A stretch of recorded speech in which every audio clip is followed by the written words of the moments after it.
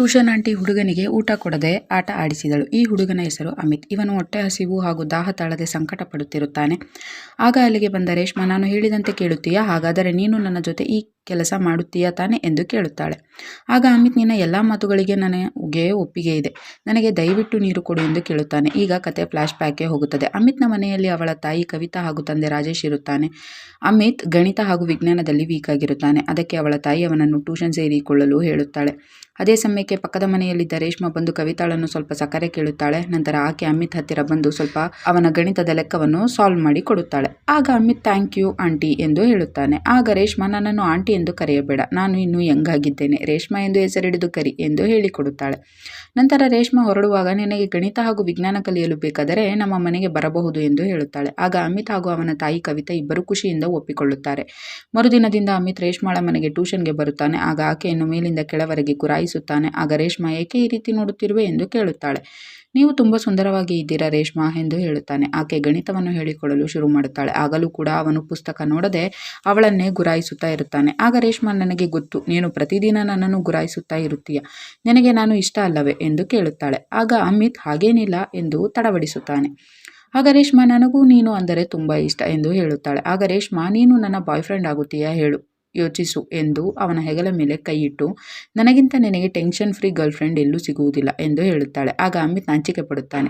ನಂತರ ಬಾ ಎಂದು ರೇಷ್ಮಾ ಅವನನ್ನು ಬೆಡ್ರೂಮ್ಗೆ ಕರೆದುಕೊಂಡು ಹೋಗುತ್ತಾಳೆ. ಇದೇ ರೀತಿ ಪ್ರತಿದಿನ ಅಮಿತ್ ಟ್ಯೂಷನ್ ಹೆಸರಿನಲ್ಲಿ ರೇಷ್ಮಾಳ ಮನೆಗೆ ಹೋಗುತ್ತಾನೆ. ನಂತರ ಆಕೆಯ ಜೊತೆ ಸುಖ ಪಡುತ್ತಾ ಇರುತ್ತಾನೆ. ಇದೇ ರೀತಿ ವಾರಗಳು ಕಳೆಯುತ್ತವೆ. ಒಂದು ದಿನ ಅಮಿತ್ ಸಪ್ಪಗೆ ಮನೆಗೆ ಬರುತ್ತಾನೆ. ಅಂದು ಅವನ ರಿಸಲ್ಟ್ ಇರುತ್ತದೆ. ಇತ್ತ ರೇಷ್ಮಾ ಹಲವು ಬಾರಿ ಅಮಿತ್ಗೆ ಫೋನ್ ಮಾಡುತ್ತಾಳೆ. ಆದರೆ ಅಮಿತ್ ಫೋನ್ ಕಟ್ ಮಾಡಲು ಶುರು ಮಾಡುತ್ತಾನೆ. ಅವನಿಗೆ ತಾನು ಟೆಸ್ಟ್ನಲ್ಲಿ ಫೇಲ್ ಆಗಿರುವುದರಿಂದ ತುಂಬಾ ಕೋಪ ಬಂದಿರುತ್ತದೆ. ನಂತರ ರೇಷ್ಮಾ ಅವನ ರೂಮಿಗೆ ಬರುತ್ತಾಳೆ. ಆಗ ಅಮಿತ್ ಅಳುತ್ತಾ ಕುಳಿತಿರುತ್ತಾನೆ. ಆಗ ಅಮಿತ್, ಈ ಸಂಬಂಧವನ್ನು ನಾನು ಮುಂದುವರಿಸಲು ಸಾಧ್ಯವಿಲ್ಲ, ನಾನು ಟೆಸ್ಟ್ನಲ್ಲಿ ಫೇಲ್ ಆಗಿದ್ದೇನೆ, ಇನ್ನು ಫೈನಲ್ ಎಕ್ಸಾಮ್ನಲ್ಲಿ ಕೂಡ ನಾನು ಫೇಲ್ ಆಗಲು ಇಷ್ಟವಿಲ್ಲ ಎಂದು ಹೇಳುತ್ತಾನೆ. ಆಗ ರೇಷ್ಮಾ, ಹಾಗಾದರೆ ನಾವು ಸ್ವಲ್ಪ ಹೊತ್ತು ಟ್ಯೂಷನ್ ನಡೆಸೋಣ, ನಂತರ ಸ್ವಲ್ಪ ಮಜಾ ಮಾಡೋಣ ಎಂದು ಹೇಳುತ್ತಾಳೆ. ಆಗ ಅಮಿತ್ ಯಾವ ಮಾತಿಗೂ ಒಪ್ಪದೆ ಇಲ್ಲಿಂದ ತೊಲಗು ಎಂದು ಹೇಳುತ್ತಾನೆ. ಆಗ ಕೋಪಗೊಂಡ ರೇಷ್ಮಾ, ಓ ಹಾಗಾದರೆ ಇಷ್ಟು ದಿನ ನನ್ನಿಂದ ಮಜಾ ಪಡೆದು ಅಷ್ಟು ಈಸಿಯಾಗಿ ಬಿಟ್ಟು ಬಿಡುತ್ತೀಯಾ? ಅದು ಅಷ್ಟು ಸುಲಭವಲ್ಲ, ನೋಡು ಈ ವಿಡಿಯೋ ಎಂದು ಅವರಿಬ್ಬರ ಪ್ರೈವೇಟ್ ವಿಡಿಯೋವನ್ನು ಅಮಿತ್ಗೆ ತೋರಿಸುತ್ತಾಳೆ. ಅದನ್ನು ನೋಡಿ ಅಮಿತ್ ತುಂಬಾ ಭಯವಾಗುತ್ತದೆ.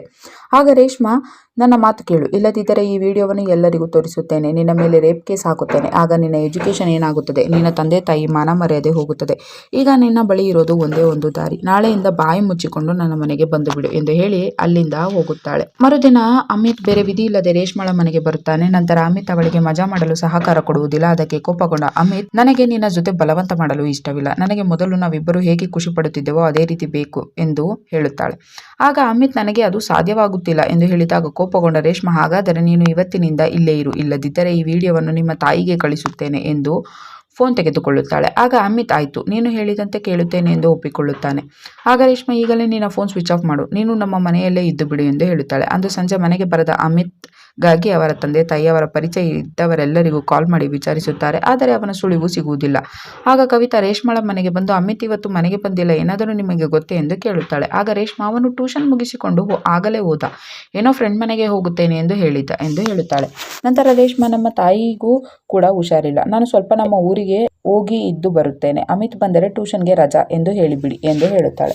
ಸ್ವಲ್ಪ ಹೊತ್ತಿನ ನಂತರ ಅಮಿತ್ನನ್ನು ಕರೆದುಕೊಂಡು ಆ ಮನೆಯನ್ನು ಬಿಟ್ಟು ಹೊರಡುತ್ತಾಳೆ. ನಂತರ ಪಕ್ಕದ ಊರಿನಲ್ಲಿ ಒಂದು ಮನೆಯನ್ನು ರೆಂಟ್ ತೆಗೆದುಕೊಂಡು ಅಲ್ಲಿಗೆ ಇಬ್ಬರು ಸೇರಿಕೊಳ್ಳುತ್ತಾರೆ. ಆ ಮನೆಗೆ ಬಂದ ನಂತರ ರೇಷ್ಮಾ, ನೋಡು, ನೀನು ನನ್ನ ಹತ್ತಿರ ಬರುವವರೆಗೂ ನಾನು ನಿನ್ನನ್ನು ಮುಟ್ಟುವುದಿಲ್ಲ, ಆದಷ್ಟು ಬೇಗ ನೀನು ಡಿಸೈಡ್ ಮಾಡು, ಎಷ್ಟು ಬೇಗ ನೀನು ಒಪ್ಪಿಕೊಳ್ಳುತ್ತೀಯೋ ಆವಾಗ ಮಾತ್ರ ನಿನಗೆ ಒಳ್ಳೆಯದಾಗುತ್ತದೆ ಎಂದು ಹೇಳುತ್ತಾಳೆ. ಆಗ ರೇಷ್ಮಾ, ಈಗ ನೀನು ಈ ಮನೆಯ ಕೆಲಸವನ್ನು ಮಾಡಬೇಕು, ಏಕೆಂದರೆ ನಾನು ಈ ಮನೆಯ ಖರ್ಚನ್ನು ನೋಡಿಕೊಳ್ಳುತ್ತೇನೆ ಎಂದು ಅವನಿಗೆ ಹೇಳುತ್ತಾಳೆ. ಆಗ ಅಮಿತ್ ಮನೆಯ ಎಲ್ಲ ಕೆಲಸಗಳನ್ನು ಮಾಡಲು ಶುರು ಮಾಡುತ್ತಾನೆ. ಆನಂತರ ಅಮಿತ್ಗೆ ತುಂಬ ದಾಹ ಹೆಚ್ಚಾಗಿ ರೇಷ್ಮಾಳನ್ನು ನೀರು ಕೇಳುತ್ತಾನೆ. ಆದರೆ ಆಕೆ ಬರೀ ಒಂದು ಸಣ್ಣ ಕಪ್ಪಿನಲ್ಲಿ ಸ್ವಲ್ಪ ನೀರನ್ನು ಮಾತ್ರ ಅವನಿಗೆ ಕೊಡುತ್ತಾಳೆ. ನಂತರ ಹೊರಗಡೆ ತಂದಿದ್ದ ಊಟವನ್ನು ಆಕೆ ತಿನ್ನಲು ಶುರು ಮಾಡುತ್ತಾಳೆ. ಆದರೆ ಅಮಿತ್ಗೆ ಕೊಡುವುದಿಲ್ಲ. ಆಗ ಅಮಿತ್, ನನಗೆ ತುಂಬ ಹಸಿವಾಗುತ್ತಿದೆ ಎಂದು ಆಕೆಯನ್ನು ಕೈ ಮುಗಿದು ಕೇಳಿಕೊಳ್ಳುತ್ತಾನೆ. ಆಗಲೂ ಆಕೆ ಕೊಡುವುದಿಲ್ಲ. ನಂತರ ಅವನು ರೂಮಿನಲ್ಲಿ ಹೋಗಿ ದುಃಖ ಪಡುತ್ತಾ ಕೂರುತ್ತಾನೆ. ಅಮಿತ್ನ ತಂದೆ ತಾಯಿ ಪೊಲೀಸ್ ಕಂಪ್ಲೇಂಟ್ ಕೊಟ್ಟಿದ್ದರಿಂದ ಮನೆಗೆ ಬಂದು ವಿಚಾರಣೆ ಮಾಡಿಕೊಂಡು ಹೋಗುತ್ತಾರೆ. ಇತ್ತ ಅಮಿತ್ ತಾಯಿಯನ್ನು ನೆನೆಸಿಕೊಂಡು ಕಣ್ಣೀರು ಹಾಕುತ್ತಾ ಇರುತ್ತಾನೆ. ಮರುದಿನ ಅಮಿತ್ನಿಂದ ತನ್ನ ಕಾಲುಗಳನ್ನು ರೇಷ್ಮಾ ಒತ್ತಿಸಿಕೊಳ್ಳುತ್ತಾಳೆ. ಇನ್ನು 2 ದಿನ ಅಮಿತ್ ಮನೆಯ ಎಲ್ಲ ಕೆಲಸಗಳನ್ನು ರೇಷ್ಮಾ ನಿಂತುಕೊಂಡು ಮಾಡಿಸುತ್ತಾಳೆ. ಊಟವಿಲ್ಲದೆ ಅಮಿತ್ ತುಂಬಾ ಸುಸ್ತಾಗಿ ಬಿಡುತ್ತಾನೆ. ಆಗ ಅಮಿತ್, ನಾನು ನಿನ್ನ ಎಲ್ಲ ಮಾತುಗಳನ್ನು ಕೇಳುತ್ತೇನೆ, ದಯವಿಟ್ಟು ನನಗೆ ಊಟ ಕೊಡು ಎಂದು ಬೇಡಿಕೊಳ್ಳುತ್ತಾನೆ. ಆಗ ಖುಷಿಯಾದ ರೇಷ್ಮಾ ಅವನಿಗೆ ಹೊಟ್ಟೆ ತುಂಬಾ ಊಟ ಕೊಡುತ್ತಾಳೆ. ಅವನು ಕೂಡ ಹೊಟ್ಟೆ ತುಂಬಾ ಚೆನ್ನಾಗಿ ಊಟ ಮಾಡುತ್ತಾನೆ. ನಂತರ ರೇಷ್ಮಾ ಅವನಿಗೆ ಸ್ನಾನ ಮಾಡಿಕೊಂಡು ಹೊಸ ಬಟ್ಟೆ ಹಾಕಿಕೊಂಡು ಬಾ ಎಂದು ಹೇಳುತ್ತಾಳೆ. ನಂತರ ಅಮಿತ್, ರೇಷ್ಮಾ, ನನ್ನದೊಂದು ರಿಕ್ವೆಸ್ಟ್ ಇದೆ, ನಾವಿಬ್ಬರು ಮದುವೆ ಮದುವೆಯಾಗಿ ನಿಮ್ಮ ಹಳೆಯ ಮನೆಗೆ ಹೋಗಿ ಬಿಡೋಣ. ಆಗ ನಮ್ಮಿಬ್ಬರನ್ನು ನಮ್ಮ ತಂದೆ ತಾಯಿ ಕೂಡ ಬೇರೆ ಮಾಡಲು ಸಾಧ್ಯವಿಲ್ಲ. ನನಗೆ ಈ ಮನೆಯಲ್ಲಿ ಇರಲು ಮನಸ್ಸಾಗುತ್ತಿಲ್ಲ ಎಂದು ಬೇಡಿಕೊಳ್ಳುತ್ತಾನೆ. ನಂತರ ರೇಷ್ಮಾ ಅದಕ್ಕೆ ಒಪ್ಪಿಕೊಂಡು ಇಬ್ಬರು ಲಗೇಜ್ ಸಮೇತ ಆ ಮನೆಯಿಂದ ಹೊರಗೆ ಹೊರಡುತ್ತಾರೆ. ಆಗ ರೇಷ್ಮಾ, ನನಗೆ ತುಂಬಾ ಖುಷಿಯಾಗುತ್ತಿದೆ. ಇದನ್ನು ನೀನು ಮೊದಲೇ ಒಪ್ಪಿಕೊಂಡಿದ್ದರೆ ನಿನಗೆ ಶಿಕ್ಷೆ ಆದರೂ ಕಡಿಮೆ ಆಗುತ್ತಿತ್ತು ಅಲ್ಲವೇ ಎಂದು ಹೇಳುತ್ತಾಳೆ. ನಂತರ ದಾರಿಯಲ್ಲಿ ನಡೆದುಕೊಂಡು ಹೋಗುವಾಗ ನನಗೆ ತುಂಬಾ ಬಾಯಾರಿಕೆ ಆಗುತ್ತಿದೆ ಎಂದು ಅಮಿತ್ ಹೇಳ್ತಾನೆ. ಆಗ ರೇಷ್ಮಾ ನೀರು ತರಲು ಹೊರಡುವಾಗ ಆಕೆಯ ಮೊಬೈಲ್ ಅನ್ನು ಅಮಿತ್ ಮೆಲ್ಲಗೆ ಎತ್ತಿಕೊಳ್ಳುತ್ತಾನೆ. ನಂತರ ಅವನು ಮನೆಗೆ ಕಾಲ್ ಮಾಡಿ ಎಲ್ಲ ವಿಷಯವನ್ನು ತಿಳಿಸುತ್ತಾನೆ. ನಂತರ ಆಕೆ ವಾಪಸ್ ಬಂದಾಗ ನೀರು ಕುಡಿಯುವ ನೆಪದಲ್ಲಿ ವಾಪಸ್ ಅವಳ ಮೊಬೈಲ್ ಅನ್ನು ಬ್ಯಾಗಿಗೆ ಇಡುತ್ತಾನೆ.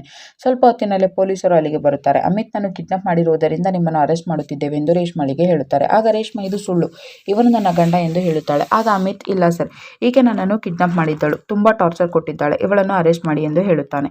ಅದೇ ಸಮಯಕ್ಕೆ ಅಲ್ಲಿಗೆ ಬಂದ ಕವಿತಾ ರೇಷ್ಮಾಳ ಕಪಾಳಕ್ಕೆ ಬಾರಿಸಿ, ನೀನು ನನ್ನ ಮುಗ್ಧ ಮಗನನ್ನು ದುರುಪಯೋಗ ಮಾಡಿಕೊಂಡಿದ್ದೀಯ, ನಿನಗಿಂತ ಅರ್ಧ ವಯಸ್ಸಿನ ಚಿಕ್ಕ ಹುಡುಗನನ್ನು ಮದುವೆಯಾಗಲು ಕರೆದುಕೊಂಡು ಬಂದಿದ್ದೀಯ, ನಿನ್ನಂತಹ ಪಾಪಿ ಯಾರಿಲ್ಲ, ಇವಳನ್ನು ಅರೆಸ್ಟ್ ಮಾಡಿಕೊಂಡು ಹೋಗಿ ಎಂದು ಪೊಲೀಸರಿಗೆ ಹೇಳುತ್ತಾಳೆ.